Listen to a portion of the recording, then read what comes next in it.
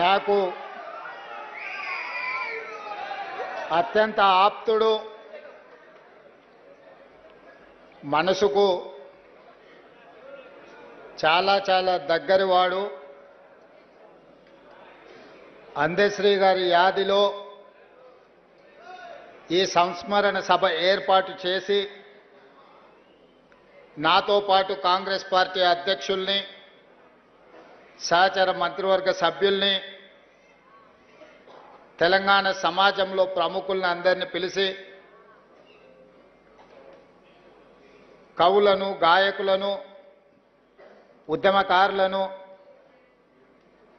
మా దళిత సోదరులందరినీ కూడా ఈ కార్యక్రమంలో పాల్గొనే విధంగా ఏర్పాటు చేసిన పెద్దలందరికీ మనస్ఫూర్తిగా అభినందనలు తెలియజేస్తున్నా. మిత్రులారా, తెలంగాణ సమాజం చైతన్యవంతమైన సమాజం. ఎంత అమాయకంగా కనిపిస్తుందో అవసరమైనప్పుడు అంతే పోరాట పటిమను ప్రదర్శిస్తుంది.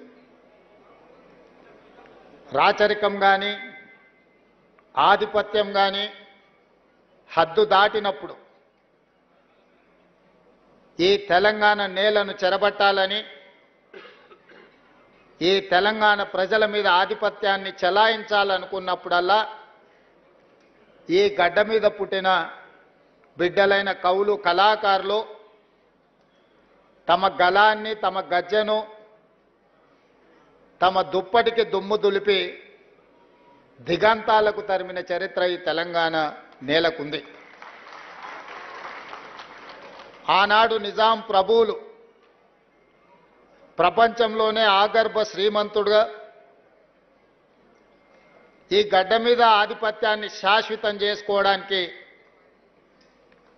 ఈ భూమిని చెరబట్టడమే కాకుండా దళితులను, గిరిజనులను, బలహీన వర్గాల మీద తాను ఆధిపత్యం చెలాయించాలనుకున్నప్పుడు ఆ చెలాయిస్తున్న సందర్భంలో బండెనక బండి కట్టి ఏ బండిలో పోతారో నిజాము సర్కారోడా అని బండి యాదగిరి గలం విప్పితే నిజాం సర్కారు పీఠమే కదిలింది. అదేవిధంగా ఉమ్మడి రాష్ట్రంలో సీమాంధ్రకు సంబంధించిన సమైక్యవాదులు ఈ తెలంగాణ మీద ఆధిపత్యం చెలాయిస్తున్నప్పుడు ఓ గద్దరన్న, ఓ గూడ అంజన్న,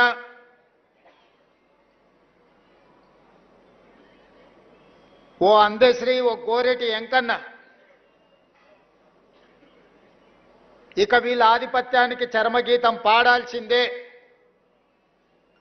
ఈ తెలంగాణ భూమికి విముక్తి కలిగించాల్సిందే అని చెప్పి మలిదశ తెలంగాణ ఉద్యమానికి పునాదులు వేసింది. అందులో భాగంగానే బడికి వెళ్ళని, బడి ముఖమే చూడని అందశ్రీ అన్న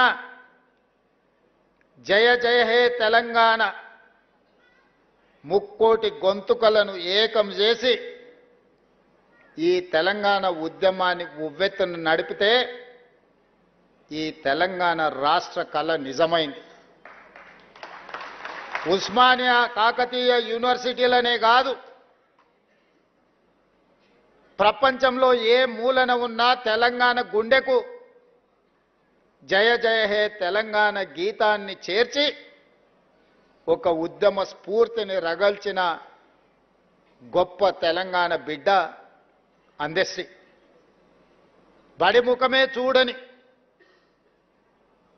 సహజ కవి అందశ్రీ ప్రతి బడిలో ఈనాడు జయ జయ హే తెలంగాణ పాడుకునేంత గొప్ప ప్రభావాన్ని ఈ తెలంగాణ సమాజానికి అందించిండు. బాధతో, ఉద్వేగంతో నేను ఈ మాట చెప్తున్నా. వచ్చిన తెలంగాణ రాష్ట్రంలో స్ఫూర్తిని నింపి తెలంగాణ రాష్ట్రాన్ని సాధించిన జయ జయ తెలంగాణకు అధికారిక హోదా లభిస్తుంది అని ఈ వేదిక మీద ఉన్నోళ్లే కాదు 4 కోట్ల తెలంగాణ ప్రజలు ఆకాంక్షించారు. జరిగిన ఉద్యమంలో అత్యంత కీలక పాత్ర. ఏ వేదిక గట్టినా, ఏ ధూమ్ధాము పాడినా అందశ్రీ పాట లేకుండా, అందశ్రీ లేకుండా తెలంగాణ ఉద్యమం జరగలేదు. ఏ వేదిక మీదైనా, ఏ పెదాల మీదైనా జయ జయ తెలంగాణ నానకుంటా తెలంగాణ ఉద్యమం, తెలంగాణ రాష్ట్ర సాధన సాకారం కాలేదు.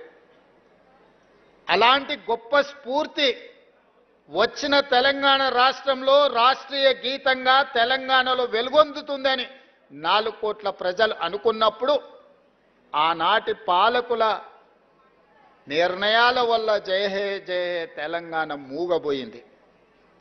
అది శాశ్వతమని వాళ్ళు భ్రమపడ్డారు.